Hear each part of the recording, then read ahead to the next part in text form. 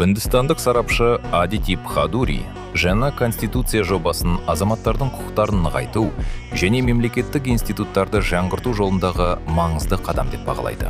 Бхадури құжат ел экономикасының табиғи ресурстарға тәуелді моделінен адам капиталы мен инновациялар басты қозғаушы күшке айналатын жаңа даму бағытына стратегиялық көшуін көрсететінін атап өтті.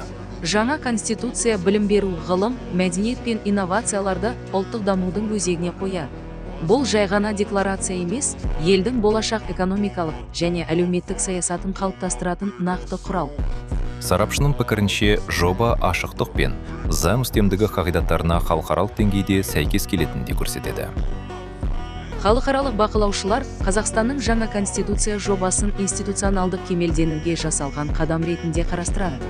Бұл құжат тиімді парламенттің, жауапты атқарушы биліктің және азаматтардың белсенді қатысуының берік негізін қалыптастырады, деді Адити Бхадури.